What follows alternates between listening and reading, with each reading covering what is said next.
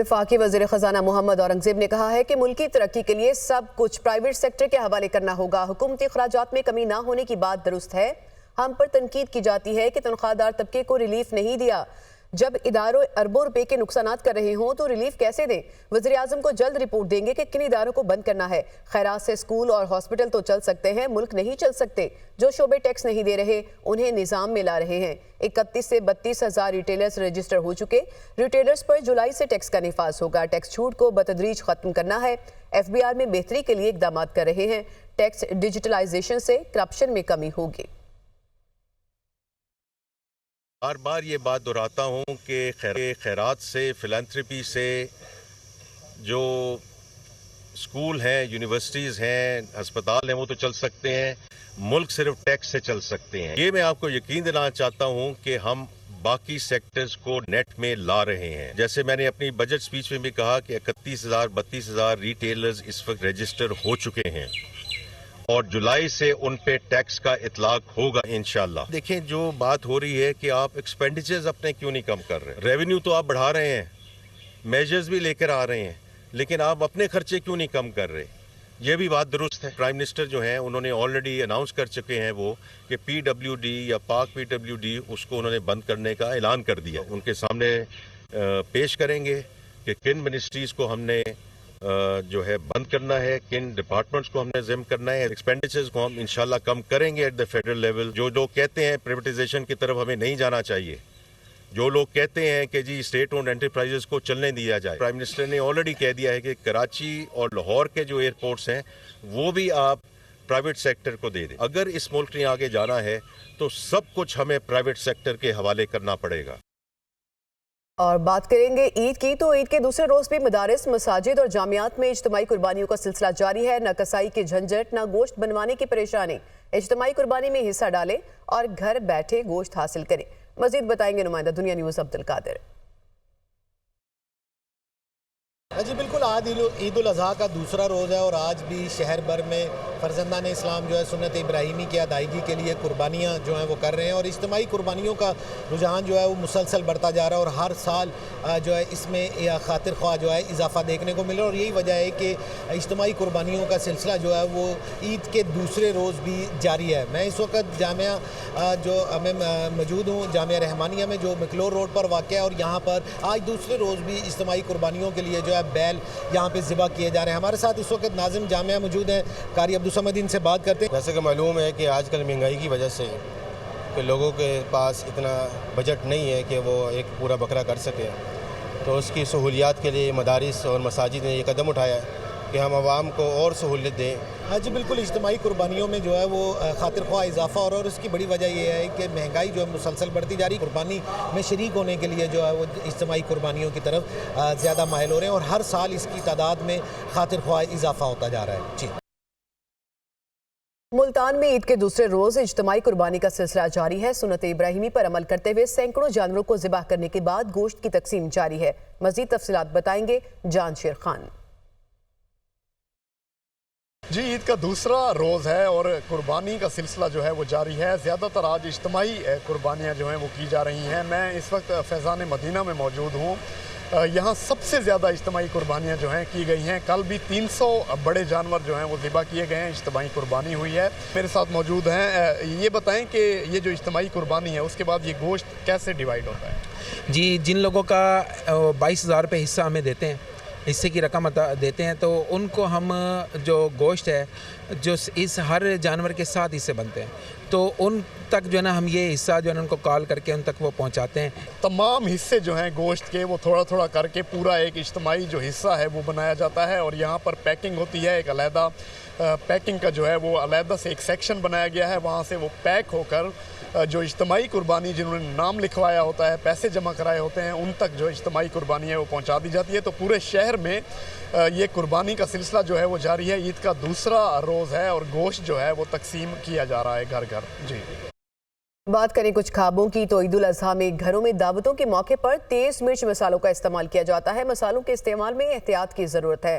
मज़ीद बताएंगी नुमाइंदा दुनिया न्यूज़ रुताबा अरूस इस रिपोर्ट में। बकरीद के मौके पर हर घर में खूब चटपटी डिशेस का एहतमाम किया जाता है, जिसमें रोगन, सुर्ख मिर्चों और गर्म मसालों की भरमार होती है।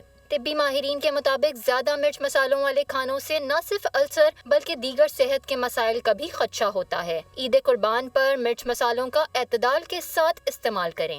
जब आप उसको ओपन एयर में पका रहे होते हैं तो कार्बन मोनोऑक्साइड वगैरह उसमें मिक्स हो रहे होते हैं। उनका जायका जो लोगों को बड़ा अच्छा लगता है, लेकिन उनका जो वाफर मिकदार में जब इस्तेमाल होता है तो बड़े नुकसानदेह होते हैं, क्योंकि आपका मैदा बर्दाश्त नहीं कर पाता, जिससे डायरिया शुरू हो जाता है, तेज़ाबियत शुरू हो जाती है। ज़्यादा मिर्च मसाले डाल के और फिर आप कंटिन्यूसली वो अगर मिर्च मसाले इस्तेमाल करेंगे तो ज़ाहिर है वो स्टमक में जाके अल्सरेशन भी करेगा। कुर्बानी के गोश्त में कुदरती रोगन मौजूद होता है, लिहाजा तेल और मसालों की मिकदार कम से कम इस्तेमाल करें।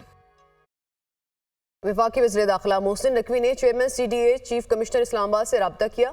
गुज़श्ता रोज़ की तरह आज भी दारुल हुकूमत में ज़ीरो वेस्ट को यकीनी बनाने की हिदायत की।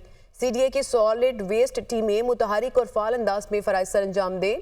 तारीख में पहली बार CDA इस्लामाबाद पुलिस और सेफ सिटी ने मिलकर काम किया और डिलीवर किया है। शहरियों को बेहतरीन और तेज़ रफ्तार खिदमात की फ्राहमी पर पूरी टीम को शाबाश देता हूँ, मोहसिन नकवी की जानिब से ये कहा गया।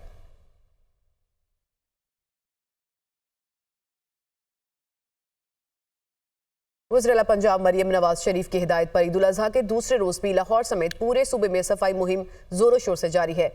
शहरों, इजला, तहसीलों, यूनियंस, कौंसल्स और एलाइशें उठाने का सिलसिला जारी है। रास्तों की धुलाई का अमल भी इस वक्त जारी है। आपको बता रहे हैं कि लाहौर में और पंजाब में मरियम नवाज शरीफ की हिदायत पर ईद उल अज़हा के दूसरे रोज़ भी जो सूबे में सफाई की मुहिम है वो ज़ोरों शोर से जारी है। इसी से मुतालिक मज़ीद तफसीलात लेंगे नुमाइंदा दुनिया न्यूज़ इमरान अकबर ने हमें ज्वाइन किया है। जी इमरान, क्या सिचुएशन देख रहे हैं सफाई के हवाले से? देखिए, बिल्कुल चूँकि आज ईद का दूसरा रोज़ है और मैं गार्डन टाउन मेन बुलेवार्ड पे मौजूद हूँ और यहाँ पे हमने पूरा इलाका जो है वो विज़िट किया है। सफाई टीमें जो हैं वो मुतहरिक नज़र आ रही हैं, जबकि गाड़ियाँ भी इनकी नज़र आ रही हैं और एलाइशों को ठिकाने लगाने का सिलसिला जारी है। जो इस वक्त कंट्रोल रूम के फिगर्स हैं जो जहाँ पर तमाम तर मॉनिटरिंग जारी है, कंट्रोल रूम में जो फिगर्स आ रही हैं उसमें बाकायदा तौर पर बताया जा रहा है कि 28,000 टन फुजला और एलाइशें जो हैं वो डंप कर दी गई हैं और जो टारगेट अचीव करना है वो 50 से 60,000 टन जो है एलाइशें और फुजला जो है उसको उठाना है। आज चूँकि कुर्बानी का दूसरा रोज़ है, आज भी कुर्बानी की जा रही है और इसी सिलसिले में शहर के मुख्तलिफ जो इलाके हैं यूनियन काउंसिल की सतह पर देखा जा रहा है, तमाम जो अफसरान हैं वो फील्ड में मौजूद हैं। इसके साथ साथ वज़ीर बल्दियात भी खुद भी फील्ड में मौजूद हैं। छुट्टियाँ मनसूख हैं। 15,000 से ज़ायद वर्कर्स इस वक्त फील्ड में काम कर रहे हैं। 3-3 शिफ्टों में काम होना है। 72 घंटे का ये ऑपरेशन है जो कल रात को जाके ख़त्म होगा और शहर लाहौर को ज़ीरो वेस्ट दोबारा से किया जाएगा। धुलाई का अमल भी साथ साथ जारी है। 291 कैंप्स हैं जहां पर बार बार मॉनिटरिंग की जा रही है और इसके साथ साथ 30 मॉडल कैंप्स हैं जहां पे बार बार जो है उनको देखा जा रहा है कि शहरियों की शिकायत हल की जा रही है या नहीं की जा रही। 1139 हेल्पलाइन नंबर है जहां पर बाकायदा तौर पर अब तक 8,000 शिकायत जो है वो मसूल हुई है, जिसमें से 7,391 शिकायत जो है उनका अजाला किया गया है। सही, इमरान मलिक बहुत शुक्रिया, आपने तफसील बताई। बात करें कुछ मौसम की तो लाहौर में आज भी सूरज आंखें दिखा रहा है। महकमा मौसमियात ने शाम के औकात में आंधी की पेशगोई कर दी है, जबकि बूंदाबांदी के इम्कानात भी मौजूद हैं। मौसम से मुतालिक मजीद बताएंगे सुहेल कैसर।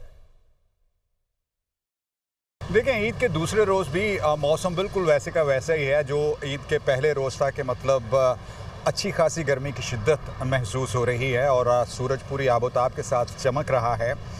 आज ज़्यादा से ज़्यादा दर्जा हरारत 44 डिग्री सेंटीग्रेड तक जाने का इम्कान है, लेकिन जो गर्मी की शिद्दत है वो टेम्परेचर से कहीं ज़्यादा महसूस हो रही है। उसकी वजह यह है कि हवा में नमी का तनासुब बहुत ज़्यादा है और जब भी हवा में नमी का तनासुब ज़्यादा होगा तो गर्मी की शिद्दत महसूस ज़्यादा होगी, अगरचे टेम्परेचर कम ही क्यों ना हो। ये बताया गया है कि मानसून के दौरान तकरीबन 35% ज़्यादा बारिशें बरसेंगी और टेम्परेचर भी मामूल से ज़्यादा रहेगा। मतलब ये कि अर्बन फ्लडिंग का ख़तरा भी और रिवराइन फ्लडिंग का ख़तरा भी सरों पर मंडलाता रहेगा। बहरहाल अब आने वाले जो अय्याम हैं उस हवाले से महकमा मौसमियात की तरफ से ये बताया गया है कि आज शाम के औकात में हल्की रफ्तार से आंधी चलने का इम्कान है और शायद कहीं पर कोई बूंदाबांदी भी हो जाए, लेकिन कल यानी बुध को ज़्यादा आंधी चलने के इम्कानात हैं और बारिश के भी अच्छे इम्कानात ज़ाहिर किए गए हैं। जी।